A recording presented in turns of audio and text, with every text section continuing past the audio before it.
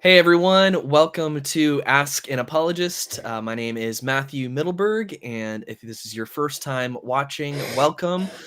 We are a group of apologists who do our best to answer people's spiritual questions and give a reason for why we believe what we do as Christians. And we are all a part of Apologetics Inc., and this is a ministry that is dedicated to helping people see the truth, beauty, and goodness of the gospel. So we've got Mike Sherrard, our president, on the screen here, and we've got Megan Almon and Alycia Wood, and we are excited to talk about the questions surrounding love and sexuality and marriage, as it is Valentine's season. It's not the day yet, but it's Valentine's season, and so I know around this season there's a lot of questions that people have around love, around all of these things. And so what we want to do is we want to engage with your questions and the things that you want to talk about. So in your chat, wherever you're watching, whether it's on YouTube or on Facebook or on Twitter, wherever you're watching this, you can post in the comments your questions, your discussion topics, the things that you would like us to discuss, and do our best. We'll do our best to address those questions and those topics and to give a reason for why we believe what we do as Christians. So do you guys want to say anything else about tonight or about what we're going to do? Good to see y'all. I enjoy doing this, if for nothing else, to get to hang out with the three of you and talk about some really important issues. Absolutely. Likewise. Great. So, hey, real quick, maybe here's what I want to. Maybe this is how we can start the conversation. In a world here in the United States, it's so divided, right? I mean, it's just unbelievably divided. I'm going to sound like such an old man, but in my lifetime, it didn't seem like it used to be that hard to find things in common, but now we're just split into so many groups, and it just seems like there's no common ground. So I find it very interesting when I come across something that I think is just universally accepted. And I think you will not find a single person that does not believe that the world is not sexually broken. Mm-hmm. Christian, non-Christian, Democrat, Republican, pick your category. And I think if you ask this person, do you think the world is broken sexually? They're going to say yes. You guys on board with that idea, or what do you think? Before we even dive in too far, you think I'm off base with that? I don't know if I would say everybody thinks that. I think I would say that there's definitely people who recognize that there is a lot of confusion surrounding sexuality, and that sometimes it can be really hard to know what's right. I think for a lot of people, it may be more of an issue. How do we know how we are to live versus that's wrong, but maybe not necessarily feeling like they're sexually broken. No, I didn't mean that they like an individual, but that the world is just filled with sexual brokenness. Mm-hmm. Whether you go to something like Amiya Srinivasan in her book, Right to Sex, and she comes at this from an atheist, feminist position. She explores in one of her chapters talking to her students about pornography. And I find it such an interesting insight because as she writes this essay, the book is a collection of essays. And in the beginning, she expresses her, at first, confusion or maybe her own naivety. She had thought that the issue of pornography was just over and done, that it was settled, that this wasn't really a moral issue anymore, and that it was nothing but a positive good in society and good for the empowering for a feminist movement. But she, through her students, came to see pornography in a different light because her students, for example, they would say, this one young man, she quotes this one young man who in class one day in this discussion raises his hand and says, hey, is it too like naive, this is a paraphrase, for me to want sex to be about mutual love and not domination and submission? is it like too old fashioned of me to want to have that view of sex? And then it just went on from there, where another girl talks about how she came to realize after that class and talking about pornography, that the problems that she was having with her boyfriend in sex were because he was expecting her to do and perform in a way similar to what that he was watching in pornography. And he kept telling her, "You're doing it wrong." And she realized that what he wanted her to be was the women that he was watching. And she said, "I was not him." So here, that's an example for her of the world's broken sexually. She even goes on to talk about is not desiring trans people's bodies transphobic. Which is a really interesting question. The online dating world, you can pick, I like this, I don't want that. If you were to say, I want non-trans gay men, is that transphobic? And to wrestle with that issue. So that's what I mean when I say when everyone thinks the world is sexually broken, they may or may not think that their own sexuality is broken, but they live in a world that is just broken sexually. Yeah. I'm thinking of an article similar, just around that point. This was from 2022, so it's not that old. It was in the Washington Post, and the title of the article was "Consent is Not Enough. We Need a New Sexual Ethic." And it was written by a young woman. It was not a Christian. She's writing about her own culture. She's in it. And so this was when Tinder was like super popular. So the swipe, whatever way. And,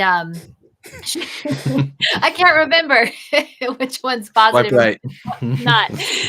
So, yeah. Anyway, the point of the article was she interviewed all of these different people her age who kind of followed this promise that if they were just following their sexual desires, they would find freedom and they would find satisfaction and pleasure.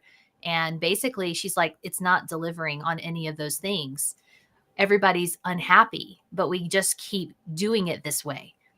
And I think that when I've talked about this with students before, there's no solution in the article. She doesn't really know where to go with it, except to say, this isn't working the way that we thought it would, or the way that was promised to us. Yeah, I feel like I've noticed that it's women who usually have that perspective or are more attuned to that perspective earlier than men, because I think I've talked to, especially on university campuses, a lot of young men who just don't see any issue.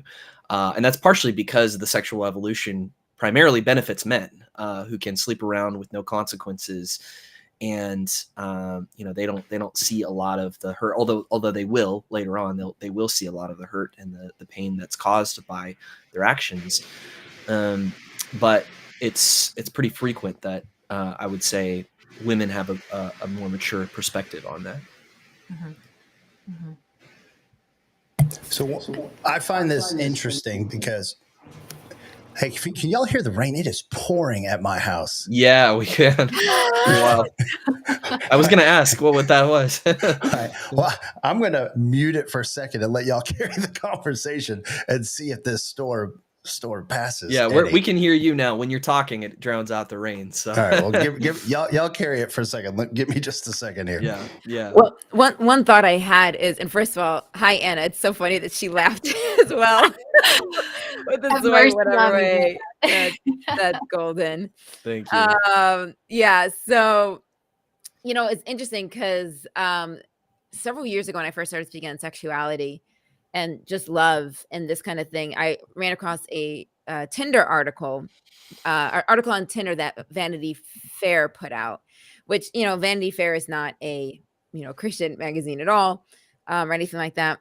But they actually interviewed people who are part of Tinder culture and, hookup culture. Something they even talk about how different people would sleep with each other, not even really know each other's names, or wake up and the other person would be gone the next morning and that's it. They're just gone. And it was very interesting because they interviewed the men and they interviewed women. And just getting back to what Matthew was saying, like the perspectives on it were very different.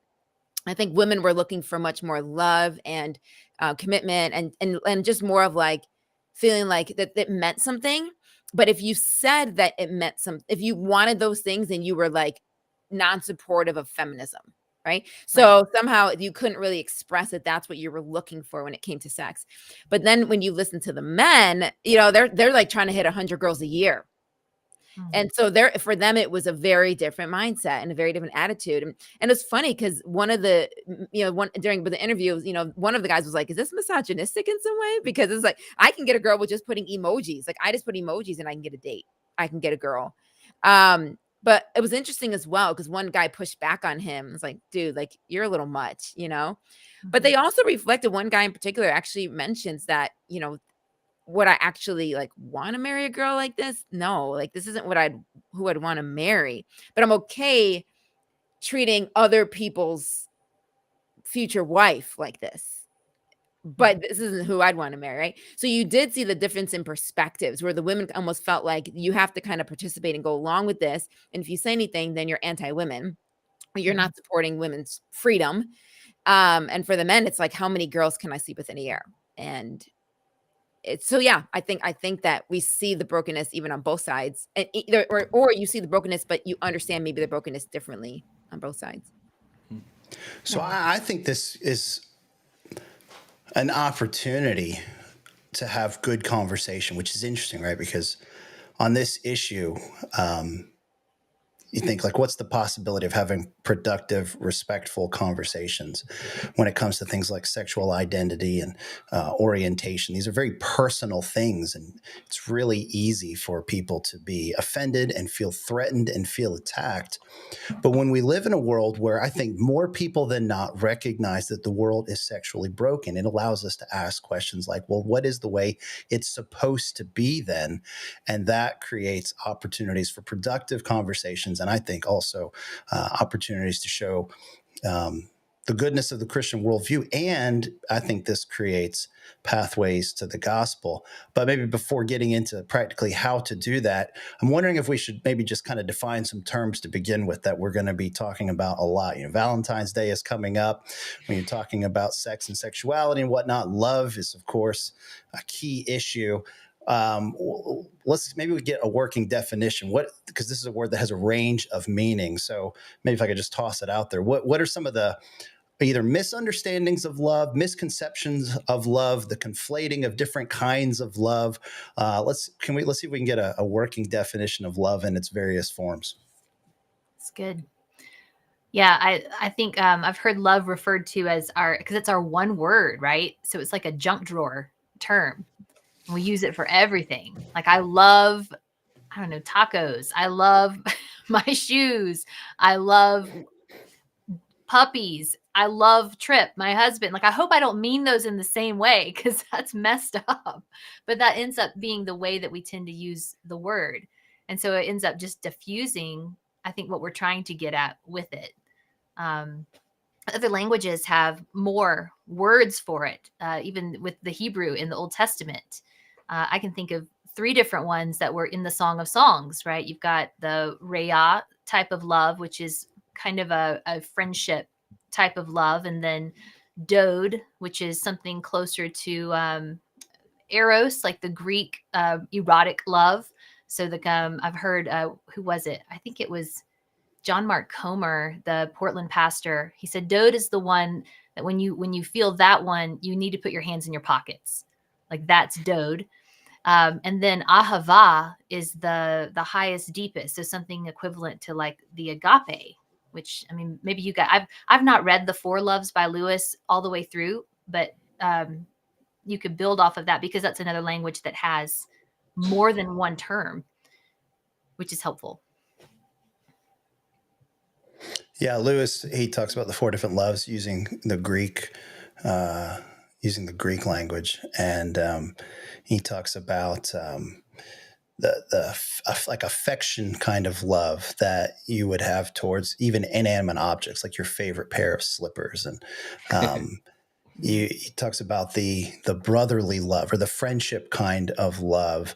I believe that's storge, or is it philia? I forget which it is. Storge, I think, is the first, and then is the affection, like yeah, for even brotherly, for inanimate.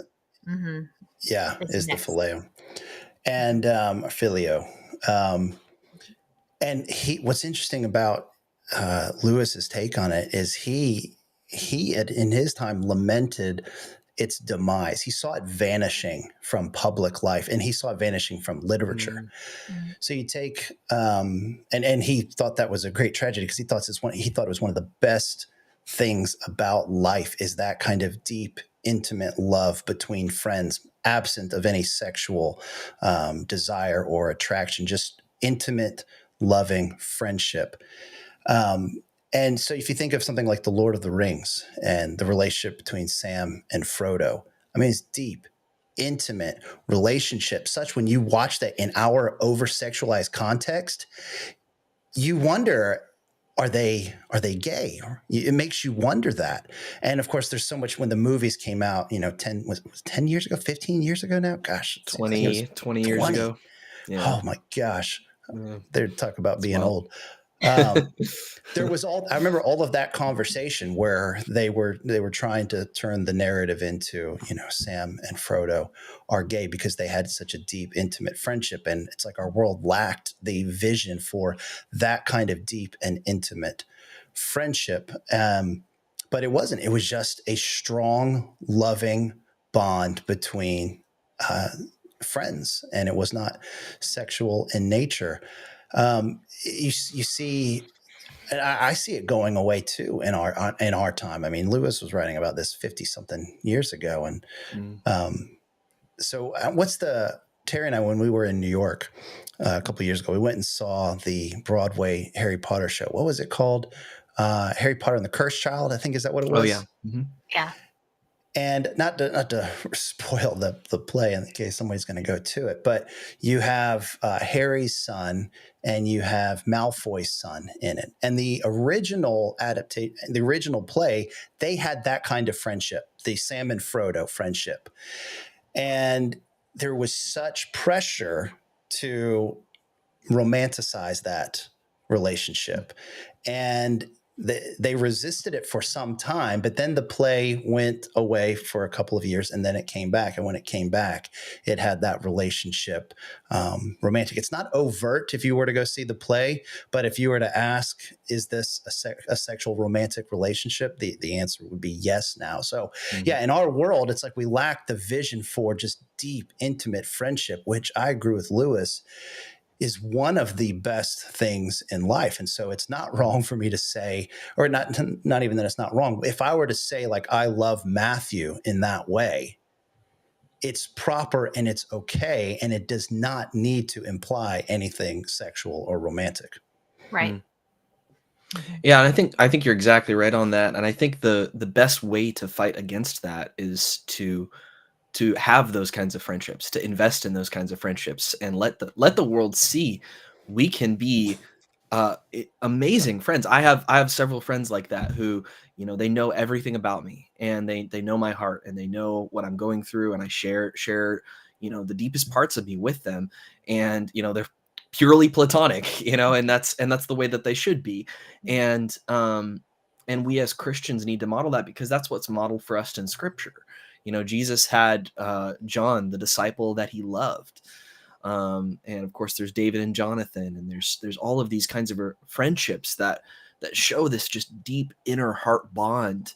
And I think the world's starving for that. And I think people are afraid to show that kind of love out of the fear that they'll be misunderstood, or the fear that others will misunderstand that friendship and put that on them. And that you're right, that I think that's a huge tragedy, because I think it contributes to why we're so lonely. So how do you find friends like that? It's maybe this is an odd start to a open forum like this with Valentine's Day 2 days away, which is of course all about romantic love, not this kind of love. Yeah. But how do you have friends like that? Do you think it's hard? Have you ever had friends like that? Yeah. What do you guys? How do you have friends like that? And is it becoming a rare commodity? And if so, why? Well, didn't Lewis talk about it being the rarest kind because it's the one that's chosen? Which we can come back to that thought in a minute when it comes to what love is understood to be now in our society. But it's one that each person chose, and so there's a level of commitment there. And I don't know that it's inappropriate to begin talking about this because even great romantic love that lasts past feelings of affection, which is kind of what we've boiled love down to, has this level of friendship to it. It just has more than that.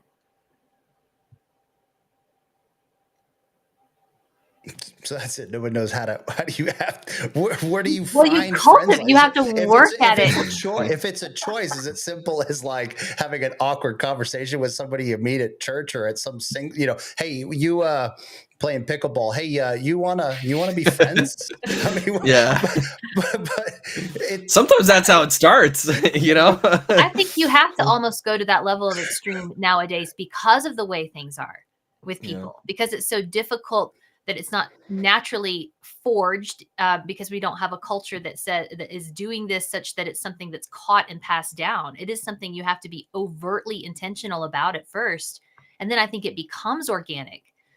I remember when we started our small group in Georgia, where the church where Trip was pastoring, we had a group of people who are still friends with us in that way. And I remember the first few meetings, us telling them like, hey, this is how this is going to go. It's going to be weird and it's going to be awkward, but we want you guys to be like our family that is here among us, because a lot of them live far away from family or whatever. And through time, it became that. And a lot of it was just intentionality. We intentionally gathered once a week. We intentionally talked about things, and it felt mechanical and weird at first. And over time, it became very, very natural.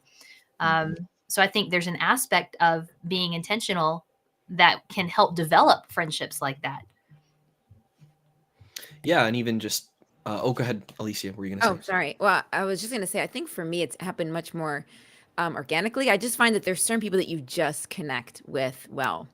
So if you know about Matthew, him and his best friend are like two peas in a pod, right? I don't know if that's how old is your friendship? I met Casey, my buddy Casey, when I was 18, I believe. So it's 12 years now. Yeah. Okay. Sorry. Go ahead, Alycia. No, that's fine. Right. So it's not like it's like, okay, yeah, I want to be your friend. Let's go do like there's certain people that you just really connect with, and it just your personalities, the way you think, things that you laugh at, and so you just kind of mesh. And I have no idea how Matthew and Casey, if that happened for them, but I'm just saying in my experience, like that's the way it is. And so but I find that it's not something that happens with multiple people. Like it's not like I've got 10 of these kind of friends. Right. It's like I'll have 2. And those are the ones that you just have that close relationship with, that you do all of these, like Megan was sharing about, talking about the various things that are going on, and you can just share whatever. And then but you always also can read each other really well. You connect. And so it's almost like, I think it's somebody that you run across in your day-to-day. Like, this is somebody that I think could be really deep. And there's times that I felt like that with certain people, and then it never went anywhere because maybe they just didn't have the time or didn't feel the way about me. And that was really hard too, because I was like, man, I felt like we really could have connected well. But I think it happens much more just kind of naturally, where you just kind of mesh in with somebody. Yeah. And I think that fits so well with what Lewis talks about, this discovering of friendship. I'm pulling up the quote here of, the expression of the opening friendship would be something like, what, you two? I thought I was the only one. And that's for those of us who have those close friends, that kind of expression of like, there's just this shared vision there. And he says, it's then that friendship is born, and instantly they stand together in an immense solitude. So I think there is an element where yes, it is chosen, it's freely chosen, and that's important, but it also is discovered, and it can't be chosen. It can't be forced upon somebody. Well, and there's something about that. I thought I was the only one. That to me conveys some level of vulnerability that someone just something that's exposed, because I thought I was the only one. That sounds like something that's maybe even guarded, or it's very close and personal, and something that's precious to you. And I think one of the challenges to this kind of friendship today is, one, we don't have environments that are good, that facilitate that kind of vulnerability. I mean, I think I'm finding more and more people that are lonely. They don't have friends like this. They've never had friends like this. And the older you get, the harder it gets because you're just more busy and you have more demand, more things are demanding of your time. But the nature of our society, it being transient, the notion of living, growing up in your neighborhood and then living in that house, or not moving too far, or you take one job as an adult and you stay at that job. Most people work multiple jobs. We move. People jump churches really easy these days. So just our transient, if you will, society breaks off relationships that sure you can maintain through digital means, but it's, we all know it's just not the same.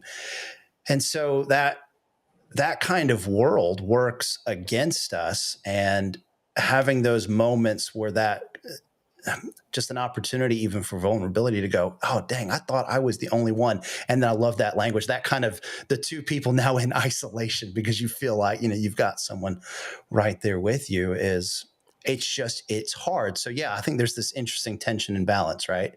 Mm-hmm. It does take work, but too much work isn't going to make it happen, right? You're just going to become that creep weirdo that people are like, whoa, dude, just back off. So there's got to be something almost spontaneous, something, by chance or by fate, if you will, but that's not going to happen for the person that is not making an effort to pursue these kinds of relationships and being willing to be vulnerable even. Yeah. Well, and that ties into the discussion about romantic love too, because somebody who is not secure in themselves and needs somebody else to satisfy them romantically or friendship, people can sense that. They can sense that desperation, and it actually, the more desperate you are, the more it creates a wall and a barrier between you and other people. So actually, the best way to make friends is to be secure in who you are and to have a secure sense of identity. And Christianity can give you that, right? Jesus can give you a sense of identity that is given to you, not something that you have to earn, not something that you have to create or cultivate or post on social media, but actually something that is given to you, that you are a child of God, made in his image, infinitely valuable, that he died for to save. And when you understand that deeply, it gives you this sense of okayness to then go out and pursue either friendship or romantic relationship or whatever. And frankly, it boggles my mind to think about what that would be like to not have that sense of identity at the core of all things, to have this kind of sense of, I've got to create this image, I've got to create this essence. So let's stay there if we can. And I keep asking all these questions. So you jump in if there's questions waiting in the hopper, or if you're watching this online and you just see us talking our heads off, feel free to interrupt us and join the conversation and shoot a question our way. But I think that's a really good point, that a key component, a key piece of friendship is that security that you have. So what do we think are some of those like essential components to having a healthy sense of self, having a good understanding of identity and the security that kind of comes with that? Well, when Matthew was talking, I had a conversation with one of our students today. My husband runs a gap year school, so we live with college age students all year. So for those who have no idea what I'm talking about, that's what I'm talking about. And I was talking to her about Jane Eyre today, which is a fantastic novel. But in that, to Matthew's point, there was all throughout, one of the things that makes Jane such a wonderful character is that she is in a sense fiercely independent, but I don't think she's that way in a wrong way. I think she refuses to be seen as less than human by those who are in a higher station than her, because she was at a time where, her status in society, she was a governess, and prior to that she was an orphan, and she was given up to a home by her aunt who did not care for her. But in all of her interactions, she did not want to be seen as less than human. And so it's a question of value. Now we follow Jane's story on, and without giving too much away, Jane has to choose other than her desires to do what is right in the story. And she learns to find satisfaction on her own. So she's kind of an epitome of that security that you're talking about. But to answer your question in part, Mike, I think one of the things that we come back to is understanding our worth as a human being, that it is not in something that deals with our performance, that it is not in something that we do as far as our function as a human being. It is simply in being human. And Christianity, of course, grounds that so wonderfully in the Imago Dei. We can unpack that more if you guys want to, but I think that when somebody hits that kind of bedrock, when it comes to understanding I am worthy simply because I am made in God's image, because of the kind of thing that I am. So no matter what manifests out of that or what doesn't, my value ultimately is secure. That's got to be the start. So a healthy core, or the center foundation, whatever, pick your analogy, metaphor here. In thinking about yourself, I think it does begin with I am made in the image of God, which instills us with it's just immeasurable worth. And it's also what leads to a right belief in equality, which, thank you, Christianity, right, for that notion that spread as Christianity spread, and this notion that all people should be treated equally because they're equally valuable. Well, that really is only justified in the Christian worldview, and at its core has human beings as beings made in the image of God. So, right, I think when a healthy view of yourself begins with what am I worth? Well, we're all worth the same because we're made in the image of God. What might you lay on top of that? If that's our foundation for a good understanding of who we are, what other things come maybe on top of that? How would you stack this? Is there a hierarchy of things when it comes to identity, and the highest of them is I'm made in the image of God? Or how do you guys think about identity? I think, I've been reading the book Deeper by Dane Ortland, who wrote Gentle and Lowly, which is just fantastic. If you haven't read that, you have to read it. It's amazing. But in Deeper, he just talks about how we go deeper in our relationship with the Lord, how we grow deeper in our sanctification process, and all of these things is by coming back to the gospel and by understanding more deeply the fact that we've been saved. If you have made Jesus your Lord, if you've received salvation, that you don't have to do anything to justify yourself, because we come into this world broken, and we are in a world that just defines everything based off of performance, bases everything, your value, your worth, on how much influence you have and how much money you have and what kind of power you have. And part of understanding our identity more is understanding that those things are just not right. That's not who you are at your core. It is who you are in Christ. That is your core if you're a Christian. And if you're not a Christian, you need to understand that it's available to you, that yes, you're made in the image of God, and yet apart from God, you are apart from the source of all goodness, joy, and peace. And you're trying to create an identity apart from the source, which is, as C.S. Lewis says, it's like trying to run a car without fuel, right? God is the fuel that we were designed to run on. And so God is the source of identity that we need more than anything else. And I think too, when we replace that, when you don't have God, right? You don't have that place to ground your identity, right? And so we all know people look for then what being an image bearer gives you, which is, as Mike was talking, immeasurable worth. You're looking for that worth and value to be someone to tell you that you are, right? So somebody else needs to give you that measure of worth and value. Yeah. And so, so like Anna actually made a great reference to this. And so what I think this has actually led to some of our confusion about love, because what we've done is essentially said that whoever gives me this thing that I'm looking for, that must mean I have romantic love with them, or I should have romantic love with them, or that's what romantic love means. Whereas your parents can think have a measure of worth. You've got friends that can think you're valuable. All these things I mean, these kind of desires can be affirmed by friends. It doesn't mean it has to be romantic, but I think that we hunger so much for value and worth that we can use that lens to interpret something that is romantic love that doesn't necessarily even mean it is, or just, I think it just confuses the whole thing about love. So if you don't have a good solid identity, I don't know how you can, that might be getting back to what we were talking about earlier about just feeling broken. And what happens is maybe we look for love and we experience love in broken ways. Yeah. I think it's important to say too, we're not saying that you have to be a Christian in order to have a loving relationship, right?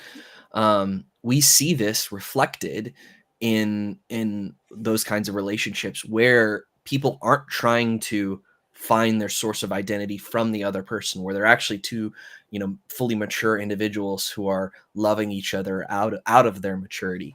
You can do that as a non-Christian, but ultimately, in an ultimate sense, where is your source of identity coming from? And if it's not on the solid foundation of Christ, then eventually it will crumble. So we're making kind of a long-term claim, and then also the claim, I think, that some of these relationships, they reflect God's design for marriage. They reflect God's design for friendship, and to the extent that they do, I think they're going to be healthier and better than they would be otherwise. Yeah. So if God exists and you are a person that believes God exists, how am I to think about myself? It begins with thinking that I'm made in his image, which gives me unimaginable value, the same value as all other people. Moreover, in Christ, I can be made a new creation. I am one who is forgiven. I am one who is worth somebody else giving their life for. And that's a very clean and healthy way to look at you. And there's such security in that allows you to go through the ups and downs in life, because there's other things that are important things about us. Like I'm somebody who works. I'm somebody who gives talks. And when I bomb on a talk, which happens, if that's the thing that gives me value, man, I am going to be this unstable person.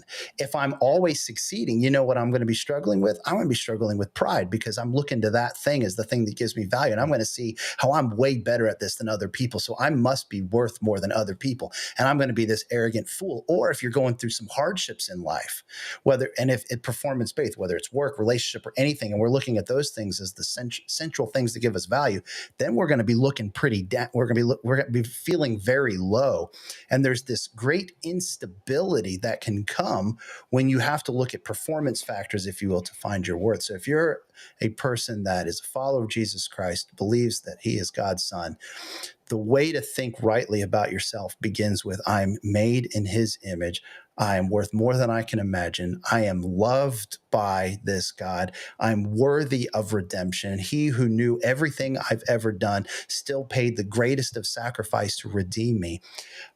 There is such freedom and joy and security in that. And that allows us, I think, to meaningfully process all of the other important things about ourselves, things that we can be happy about, things that we can be proud about in the good way, and also help and find healthy ways to grieve and mourn when we lose meaningful things. And the person that's growing in that kind of understanding, right, that's a big part of what of friendship, because of what you bring into the table, so to speak. Yeah, I also think, because on top of that core, like, psychology can speak to some of this too, right? About what would help somebody feel a certain amount of self-worth. And this goes together. I'm thinking through a friend, several of us know Dr. Kathy Cook. She is a psychologist, but she talks about, Mike, you said the word security. So that's key. Somebody has to be secure, and attached to security is belonging. We need to know that we belong somewhere with someone, which is when we see the breakdown of the family as the first place of belonging in our society, totally related to this conversation about love, marriage, different things. Belonging has to be found elsewhere. But it goes all the way down to something like competence, just simple competence. I can do this. And I think that the way Kathy talks about it, I don't want to misrepresent her at all. So go find, I believe the book is called 5 to Thrive. But competence feeds that loop back to security. So someone who is incompetent in some ways or hasn't learned a skill, right, to where they can gain confidence is going to have a really hard time seeing all the way down to that foundation because that security is not there. I hope that made sense. Me trying to explain that poorly, but there are ways that psychology speaks to the conversation too. But Alycia said something a minute ago about love, and I heard this common thing in it, right? When we're seeking love from others because that makes us feel a certain way, we're already off to a terrible start because that is a love that is entirely self-directed. It's all about me if that's what I'm looking for. I love this person because they make me feel good, because they make me a better person, because they give me these things, right? So really, who are we loving there? That it's a selfish love, which is a hard truth, right? Because I know I'm guilty of that at times. But going back to what we talked about with love earlier, when we take love and we use it for so many things, it does end up diffusing it. And I do think that our society, when we think of the word love, we think about more just like these feelings of affection. That's it. We notice in our movies, we hear, oh, I fell in love, right? Well, that falling is something that happens to you. You don't choose that. So feelings of affection in that way, if that's what love is if it's only feelings like that, then in that sense, it's entirely passive. So that can't be what it is we're trying to get at here. Well, and that's why so many people divorce too, is they say, I fell out of love, right? I used to feel this way. Now I don't feel that way. And therefore this relationship is worthless to me. Which is just a shallow definition of love and a shallow way of thinking about a relationship. And it doesn't reflect the wedding vows that we say that are, we've been saying for many, many years, just this in better, poorer, richer and poorer, sickness and health, all of these things, that it's a covenant, it's a commitment, it's a, I'm choosing to enter this relationship with you, not because I feel a certain way, but because I'm choosing to. And yes, there are feelings involved, and hopefully there are feelings involved, right? Hopefully somebody's, this isn't some sort of arranged marriage where there's no love involved, but I think we need to get back to a sense of, this is a commitment that I'm going to love you, whether or not I feel like it in the moment or not. So maybe sorry, Mike. We've touched a little bit on one of my challenges with rom-coms. And now we're bringing all the hate comments. Here we go. Go. Good. But yeah, it's emotional. It creates this kind of emotional kind of, well, there is this, dreamy kind of great cool aspect to it, but it just makes it more about feelings and emotions versus actions. And that's why I always, tell people, look, when you watch Disney movies, they stop at the wedding. They never show day 2. They never show the marriage. And then second day, he's already what annoyed y'all her. are talking about. My marriage, and I know Megan and Trips. I mean, it's the continuation of that story. There is no disruption at all. It's fairy tale all the way. Well, and right. Exactly. Right. Right. Disney stops at I do. And then they end it, and we just think, oh, it's always this way. And it's like, no, actually real life sits in. Right. And she's irritated him this way, and he's done this and irritated her this way. And it's all of these. It's just like, this is real life. But what love is, it's loving you. Oh, that's Mike's wife, for anyone wondering. Hey, get off this and go do something else. Stop watching. Oh, that's hilarious. Oh, that is so funny. But I mean, a great movie, I just think this is what leads to confusion, right? Love is, it's like that's why we say, for better, for worse, richer, poorer, sickness, out. Like, in other words, it's not about, even when things go bad, even you don't feel like it, even when they make you mad, like, love is action, right? And this is why, the Bible talks about that Jesus shows the greatest love for us in action, right? It's what makes Christianity unique. we don't have a God who says, I love you, up in a heaven or a paradise or something somewhere, but he actually shows it. There is this aspect of love that must be actions based. And so, all right, yeah. so let's talk about that. I do really want us to get to the erotic kind of love and talk about that and talk about its goodness and its corruption.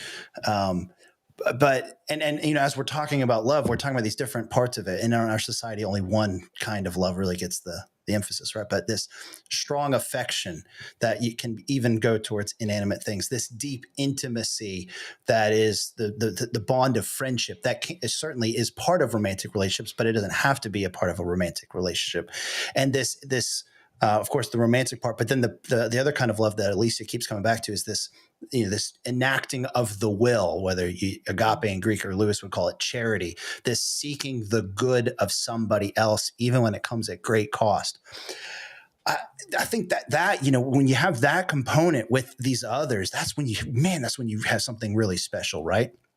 I think it's also, it's a deep, deep desire that all people want. And I think some of the greatest shows, most beloved shows, have this quality in their characters. And that's why these shows are so loved.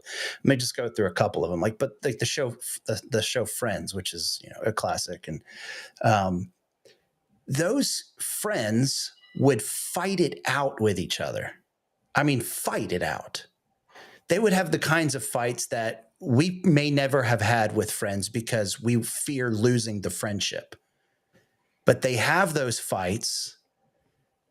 There's forgiveness. There's reconciliation. And on the other side of a fight like that, you want to talk about some kind of security and intimacy, knowing that I can go toe to toe with you, but you still have my back. And there's so many other shows. I mean, The Office is another example where the characters have that. Terry and I are watching this show called Suits, which was unexpectedly good to me.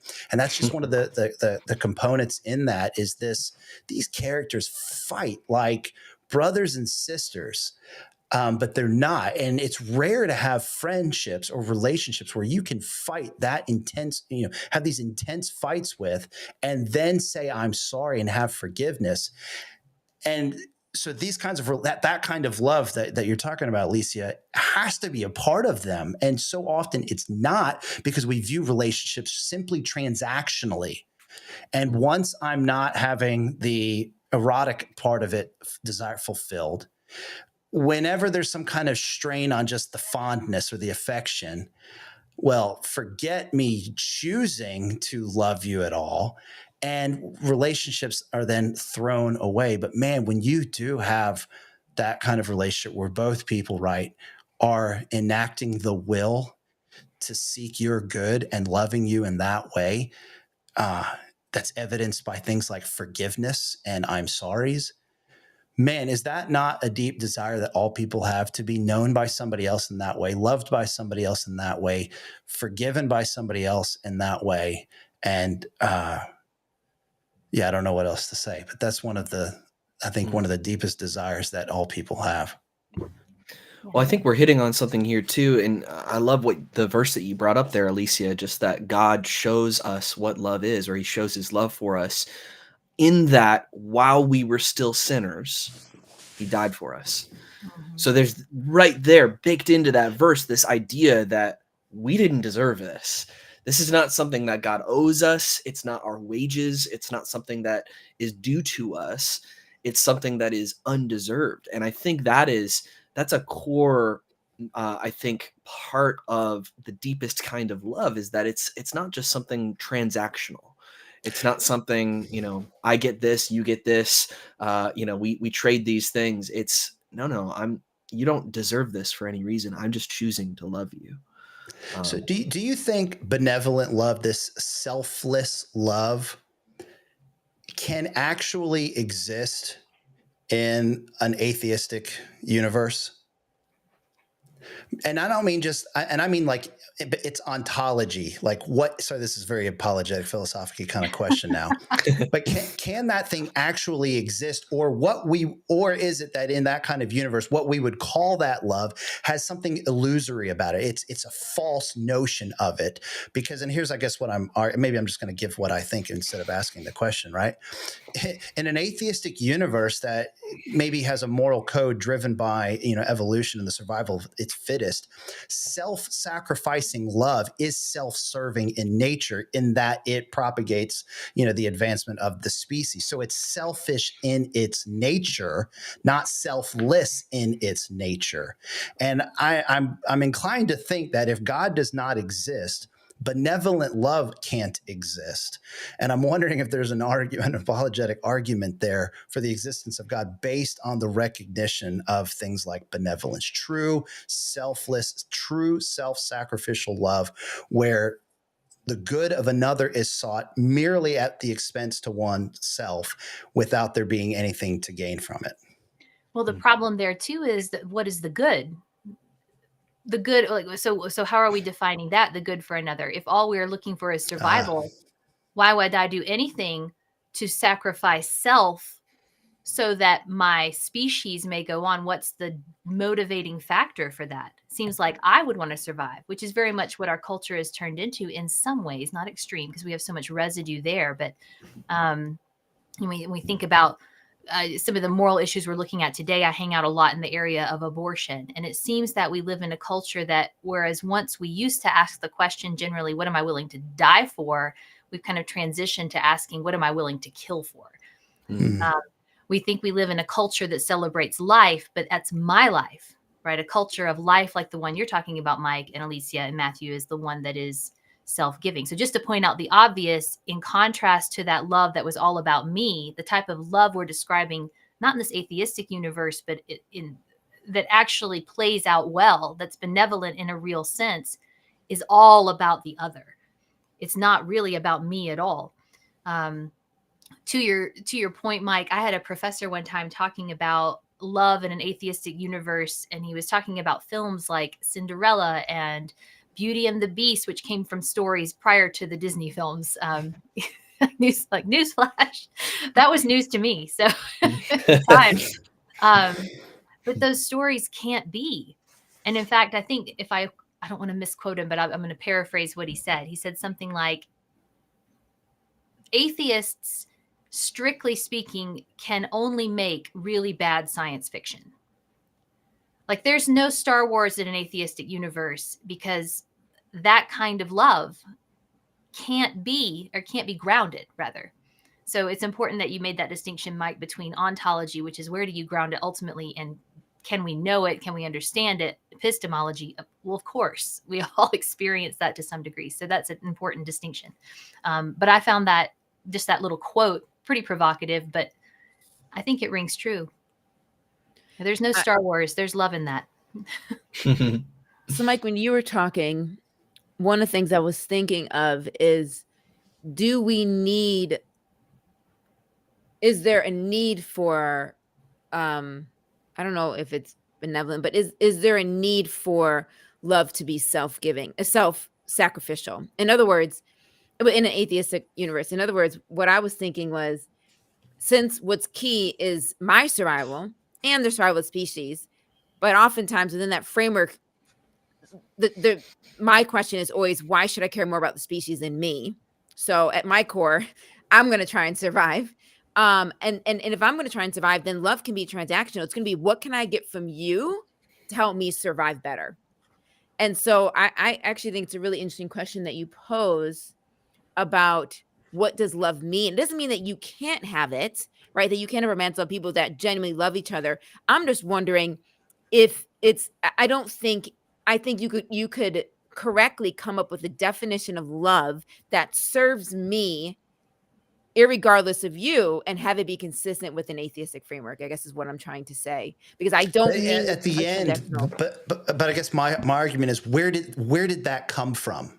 Like its very existence would be the result of an evolutionary process that is designed for the survival of the species. So it's self-serving in core. Even if then you embody that because of the programming, if you will, and you're enacting that. And even in the moment, maybe you don't have anything to gain. The very reason you're hardwired to do that is because of an evolutionary process that is advantageous for your species. That's not benevolence as we commonly understand it. And so I think that in an atheistic worldview, you might have actions that seem altruistic or benevolent, but it's kind of equivocation here. You're redefining our notion of benevolence, which is really grounded in a Christian worldview and the existence of the transcendent and actions that can be purely selfless in nature for the good of another, because this kind of quality of love has its ontological moorings in the very nature of God. If that being doesn't exist, whatever this thing is that we're enacting has some kind of self-serving component in its very nature. And so you could call it benevolence, but it's not really benevolence as we understand it, if that makes sense.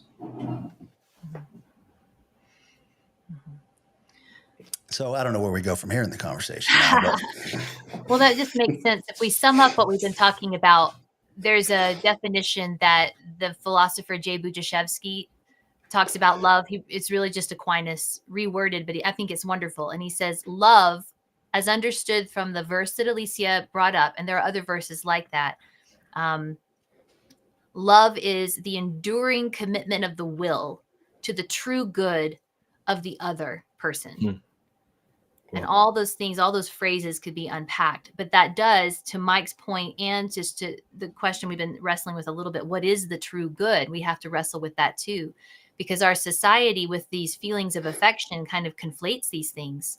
And if we're not giving someone their desires or what they want in the moment, if we're thinking the true good is to give them what they want, then we're going to run into all kinds of issues. But I think this would transition into a discussion on Eros, because we have a society chasing desire when it comes to sexuality.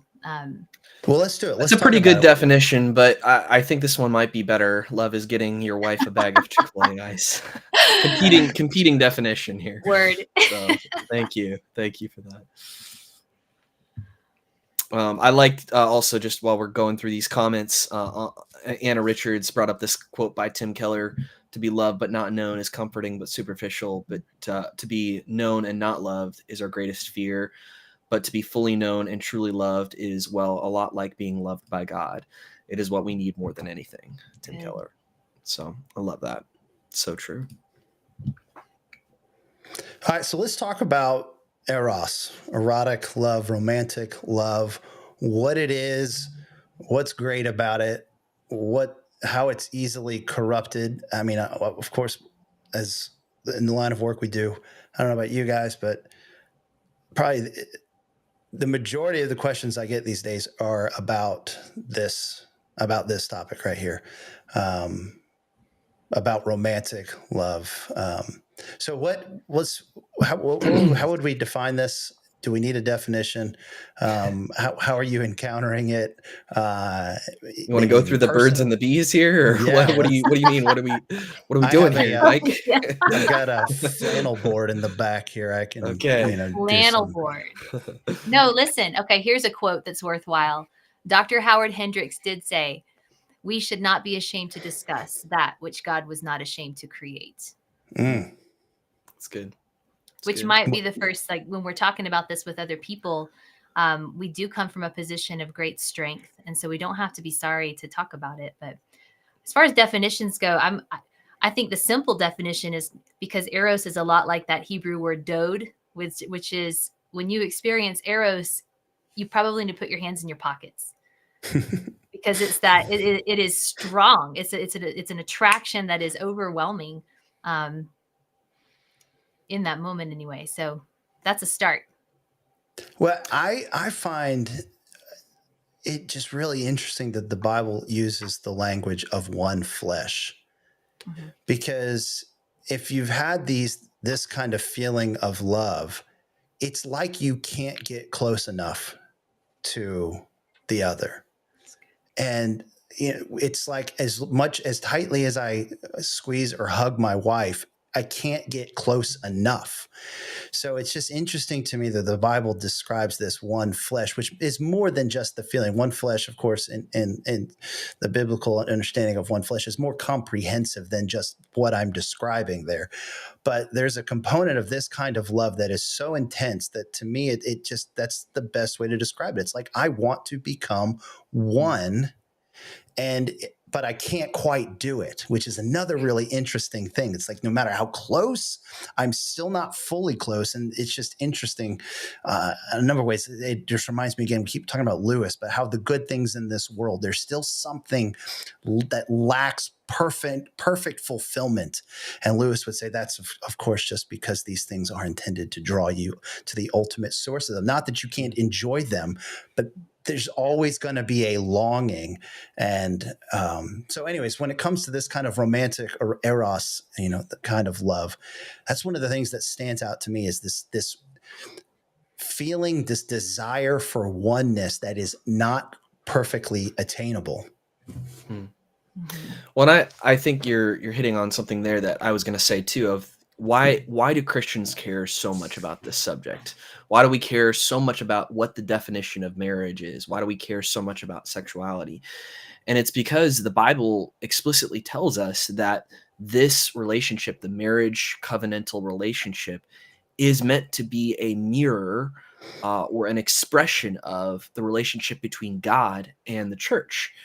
And that's a weird thing to say, right? This kind of sexual union is supposed to be a picture of God and the church, and that's what is given to us in Scripture. This kind of unity that God wants to experience with us, and He wants us to experience with Him, is like a romantic connection where it's this bond that's so deep and so rich and so full, and so that's partially why Christians care so much about this. Is it's not just that we want to control people. It's not that we just want to control their lives or impose our morality or restrictions on them. It's that this is the relationship that is supposed to mirror our relationship with God, which is literally the purpose of all life. It's the purpose of existence.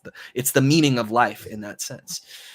And so, yeah, I think looking at this as a reflection of our relationship with God is really important. Right. So that's a good thing to point out. Why do Christians care so much about sex? It's not because we think it's gross. It's because we think it's a gift. And I like the way, Megan, in our conversation the other day with you and Alycia, that notion there. We're not obsessed with sex because we think it is gross. Certainly not because we think it is our God, but we think it is a gift. We believe that God designed us as sexual beings. Marriage is a part of God's design. And like Matthew, like you just said, Paul talks about this in Ephesians 5, that there's something about marriage that's mysterious. Paul uses that word mysterious. It's like he can't quite grasp it fully, but he understands that there's something significant in marriage that represents the way that Christ loved the church. And so, right, this is something that is important for us, but not because of, it doesn't stem from any kind of hate or fear or control. It stems from an understanding that if God exists and He designed us a certain way, the creator of our bodies ought to know best how we are to live in those bodies and live in those bodies in relationship to others. And I think it's right for us to assume that in following God's design, His telos, that it will go well for us and there will be joy and it will lead to human flourishing. So I think that's a really important point to make, that when we come to this topic, we are talking about something we view as gift that should be cherished and used as was intended by the one who gave it to us. Yeah, so that hits on two things, because what Matthew is getting at is answering a question I think most people don't stop to think about, which is, what is it for? Like, what is the purpose of this gift? And then Mike, that the gift, if there is a givenness to the world as God made it, that the gift exists in a particular context. And if it's out of that context, then it's no longer serving the purpose for which it was made.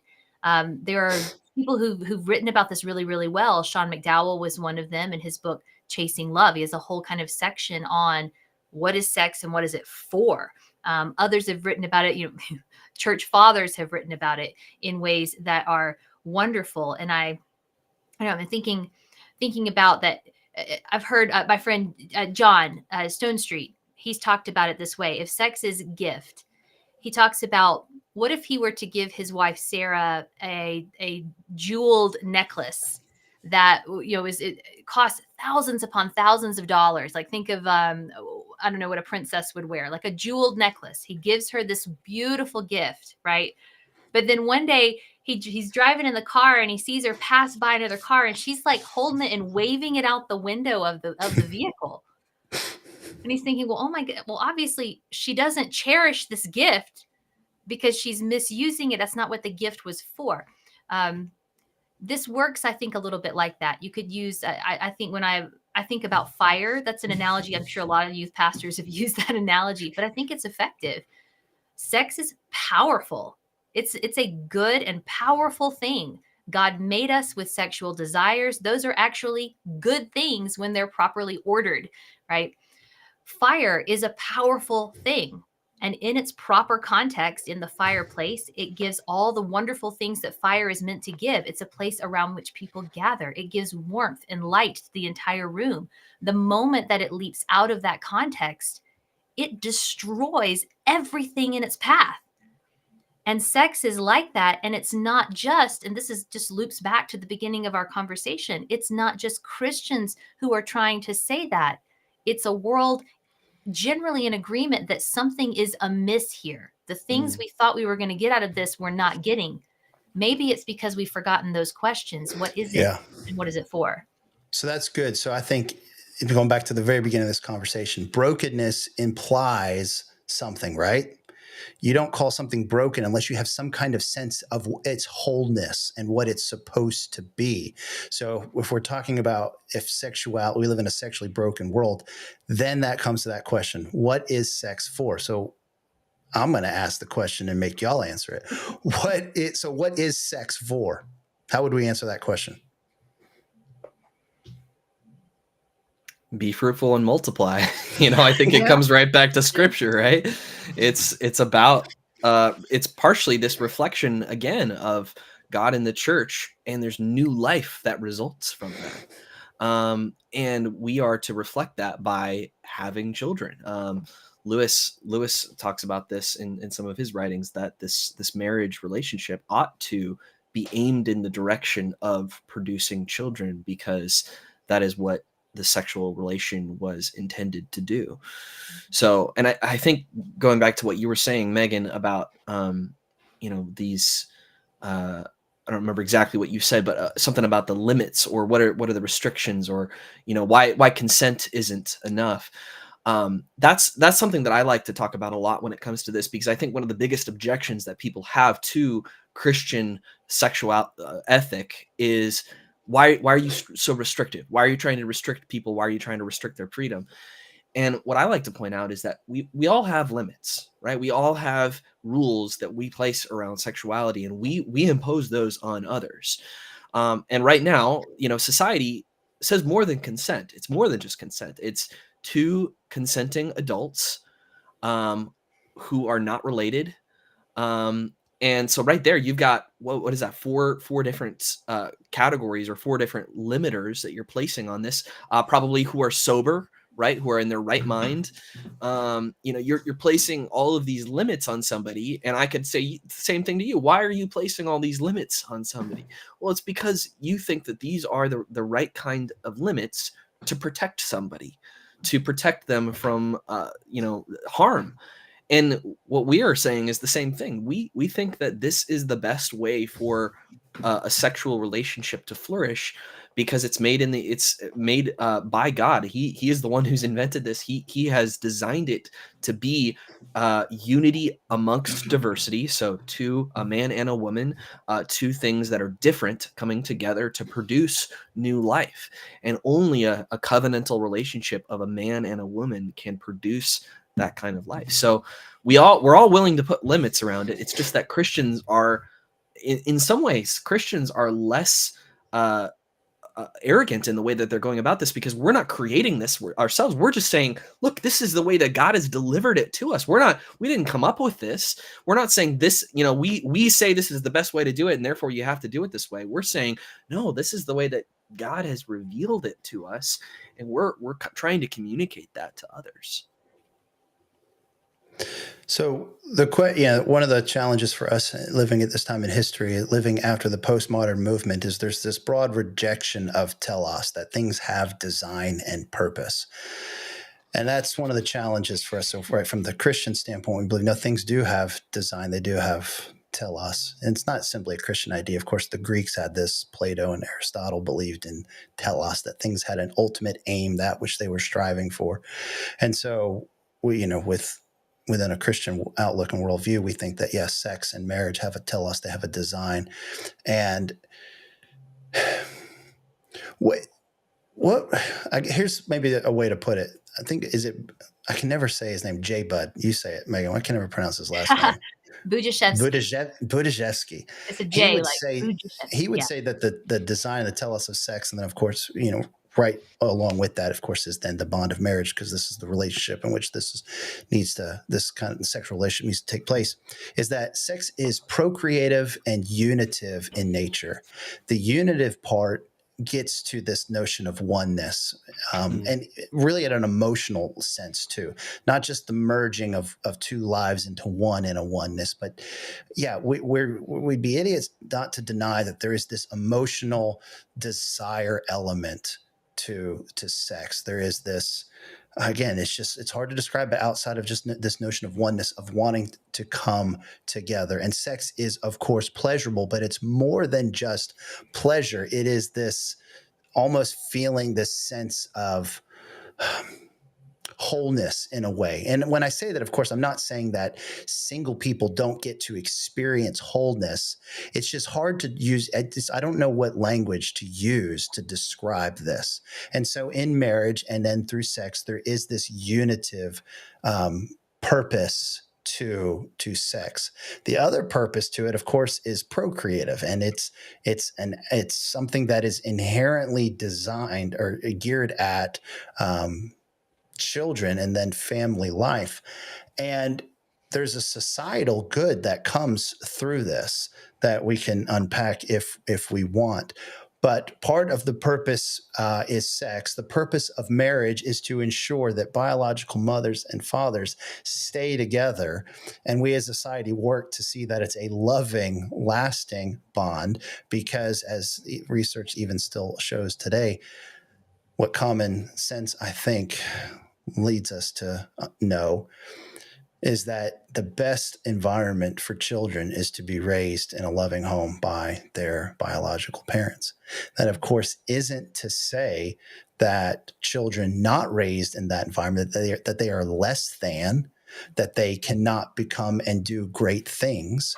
But we are recognizing that they are in a situation that is the result of something else that is broken, whether it's a death, whether it's an incarceration, or something else. That the fact that a child cannot grow up with both a mom and a dad, something else is broken. And so the purpose, what is sex for? It has this unitive component. It has this procreative component. And in the bond of marriage, you seal this kind of relationship for the well-being of not just the adults, but also for the children. And thus, I think you're doing this for the well-being of society, because healthy families are the building blocks of healthy civilizations. And this is, of course, a biblical view, but it's not simply an argument based off of the Bible. As you can read the dissenting opinions from Obergefell and Hodges, Scalia and Thomas and Roberts, they go, I mean, it's enjoyable to read this. They go off talking about how this redefinition of marriage away from the well-being of children to simply the emotional needs of adults is a kind of decision that was made with some level of hubris and arrogance, that 5 judges redefined marriage for an entire nation when the history of marriage had another definition. You want to talk about some kind of arrogance and short-sightedness. But anyway, so maybe I'm getting a little long-winded there. When it comes to this kind of love, the romantic love and sex, I think a proper understanding of what is sex for involves the procreative part. It involves the unitive part. And this kind of act is best had in a marital relationship, which is a permanent and exclusive lifelong relationship between a man and a woman. And it's in line with our religious views, but it is not exclusively a religious view either. Yeah. And to follow Matthew from earlier, within that is freedom. So not freedom to pursue whatever I want, but within those bounds of the marriage relationship is sexual freedom in its truest sense, because it's in the context for which it was meant. But Matthew, I cut you off. I didn't mean to. Yeah, I was just going to say, Anna made a great comment of Louise Perry in her book, The Case Against the Sexual Revolution, basically says that God's sexual ethic is best for us. She isn't even a Christian, but she's come to that conclusion. And there have been many, I think, sociologists who have made similar conclusions, even just looking at the statistics of what happens to children, statistically speaking. What kind of tendencies do they have? They're far more likely to be depressed. They're far more likely to abuse drugs. They're far more likely to be incarcerated when they don't have a mother and a father. And the statistics are very clear on that. But yeah, Megan, go ahead with what you were saying. On freedom.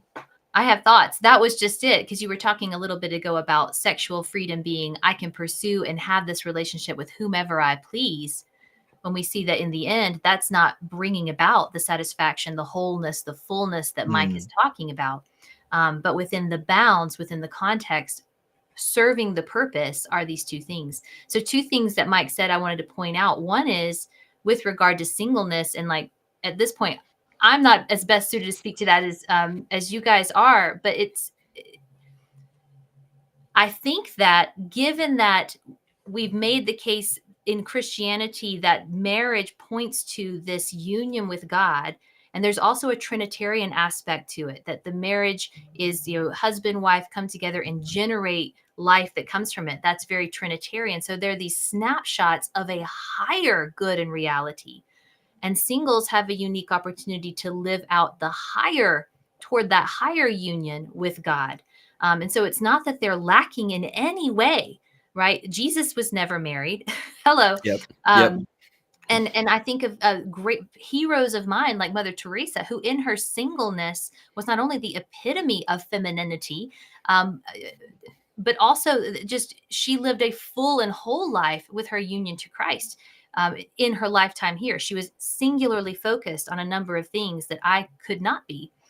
So neither one is better. They're different, and they reflect that heavenly reality differently.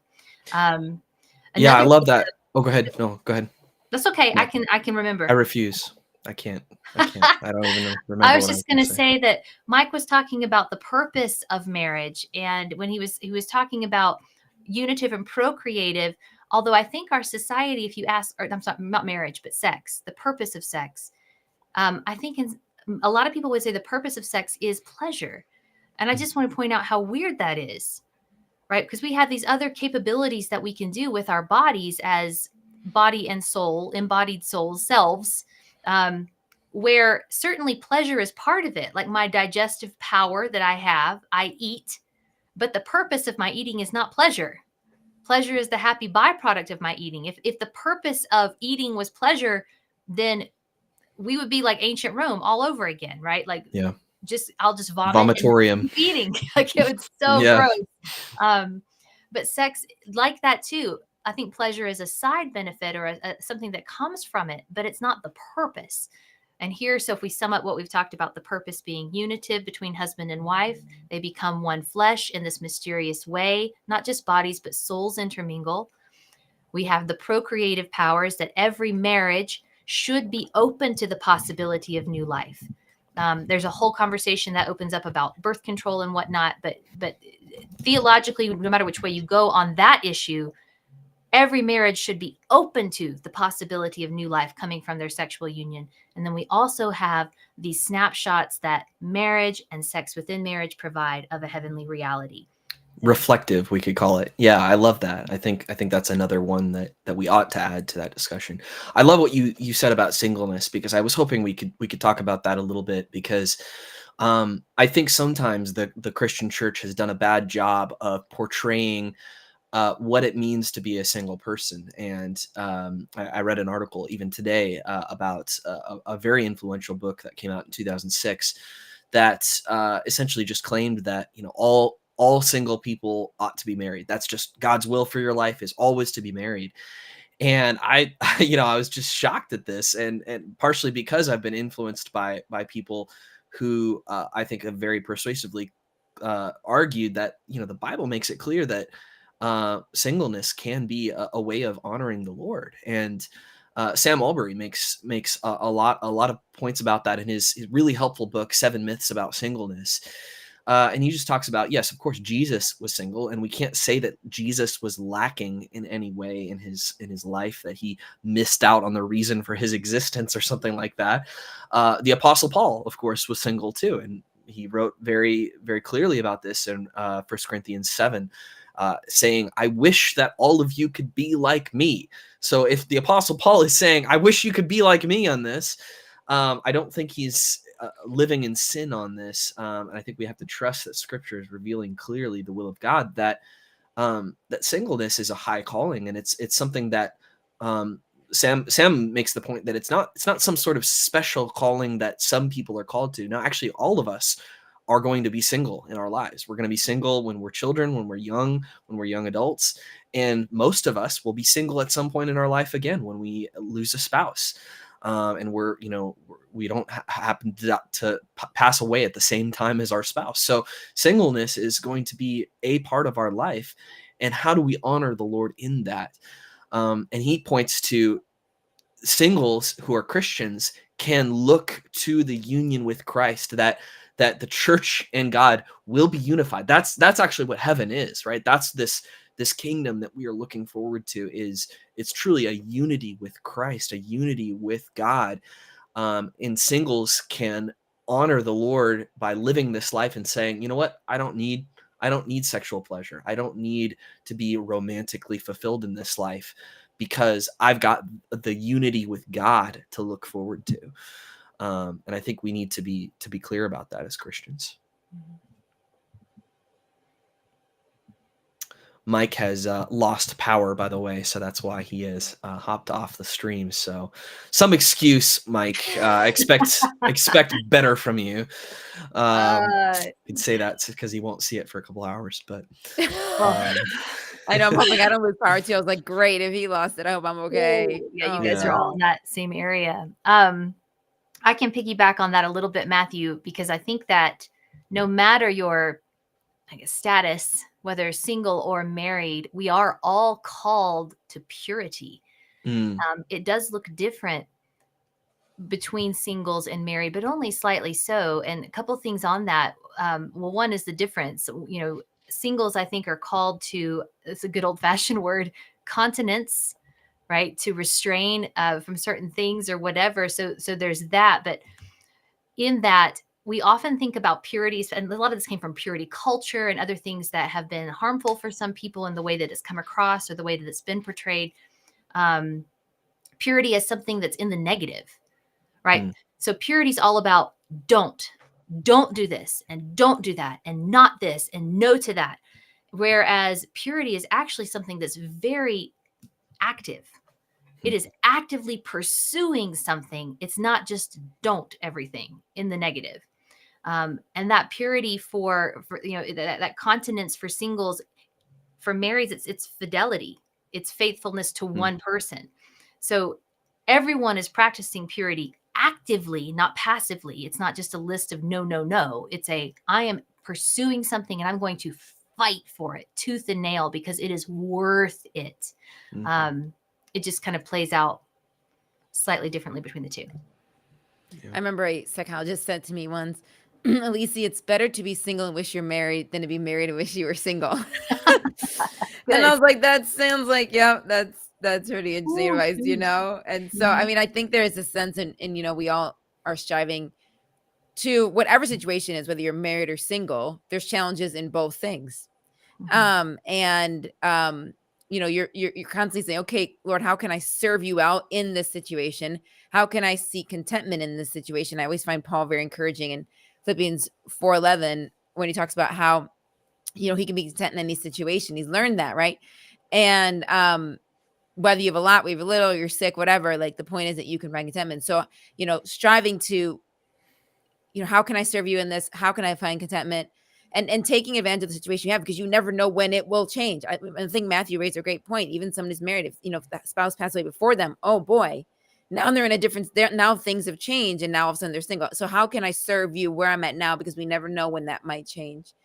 And you know, why do you have me in this position now? And what is it that I can do? And I think that that's an important thing to keep in mind for wherever anybody is. Yeah. Yeah, for sure.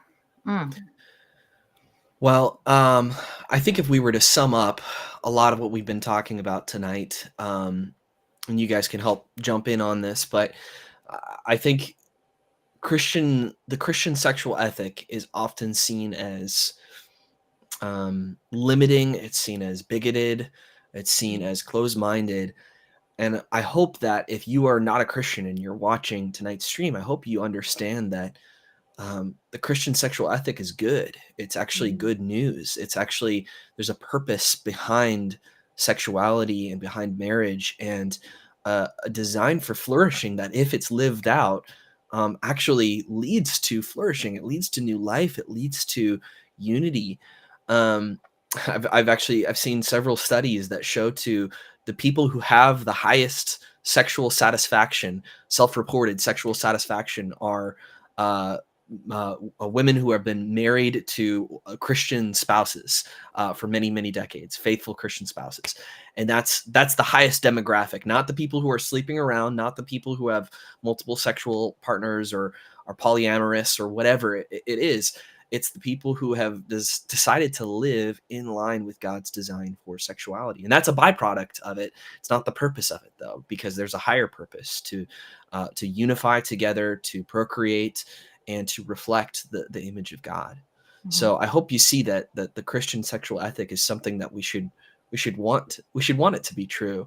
And if you're not a Christian and you're going, hey, wait a second, I don't think I could do that. I don't know how I could do that. Well, I do think sometimes Christians have gotten this idea wrong of it's our job to just encourage secular culture to live by Christian principles. When in reality, what we actually believe as Christians is that you can't live by Christian principles consistently without the power of God, right? You need the Holy Spirit within you, enabling you to live a holy life, to actually follow God, to actually live out this lifestyle. And so it is possible. It's possible with God. And so we would encourage you to come to God for that power to live out that right lifestyle. Do you guys have anything else you'd like to add, other than I would love at the end even to recommend some books. If you guys have some books that you'd like to recommend on this subject for anyone who wants to read further. I was going to grab a couple from my shelf, so I'll do that while you guys continue. Oh, in real time. I'm not even where my bookshelf is. In my husband's office. That's great. Gosh, I think that, so Alycia, I'll let you have the last word, but no, I think that there are ways we can use our sexual powers within the design, right? It's meant for marriage. That's kind of been the exhausted, like we've talked about that a lot this evening. But our sexual powers can be used in other ways that are harmful. They can be used in an entirely self-directed way, and where you just kind of, it's never about anyone else or the other, and which I think causes someone to retreat further inward. They can also be used to turn other people into objects for your own sake. If it were any other tool that were doing that kind of thing, or any other thing that were causing that, we would look at that and go, that's not right. So there is something to this message, that this context, this design, this givenness of this very powerful and very good thing that exists in the world, that we should pay attention to. And I just believe that if people got a glimpse, and just a glimpse of the original picture of it, what it was meant to be as God made it, not saying that I've got like this whole, I think I'm looking at it even through sin glazed eyes as it is, but just a glimpse or a glimmer of it, we would fight tooth and nail to protect it. And I guess final thoughts would be, I think there's been so much good stuff that's said. And I think that while the Christian sexual ethic does seem like barbaric and even outdated, like totally behind the times, it still reflects a God who hasn't changed and is still the creator of the creation. And so as a result, he knows the best way in which we are to function, the best way in which we are to thrive, the best way in which we are to be loved and to experience that love. And so there's so many things about life, right, that we like, that doesn't make sense to me, so I'm not going to do it. That's a classic thing for me, because if I can't figure it out and it doesn't make rational sense, I'm like, I don't know about this, right? But I think what's helpful is there are things that sometimes we can't always tell whether it was good or bad until we actually experience it. So you actually have to go through it on the back end to look back and say, maybe that was good or bad. And that's fine with certain things, like let me test drive this car and see if that works or something like that. But there's other things where the consequences are much greater. That if you go through it and then you try, and then you find on the back end, hey, that was good or that was bad. And so actually what I think God does is he helps protect us from having experienced things and learn on the back end, hey, this was a bad decision. And he gives us this insight, gives us this wisdom to say, hey, look, let me just save you all that pain. Let me save you whatever the negative situations and outcomes are going to be. And let me tell you, as the one who does have all knowledge, who can see the future and the past, and who does know the best way in which you're to function. And so Christians, as Matthew referred to, Christians are no different than the state or the country that you live in, which has laws around sex, period. We all have laws and rules and regulations around it. It's just a matter of where are those boundaries.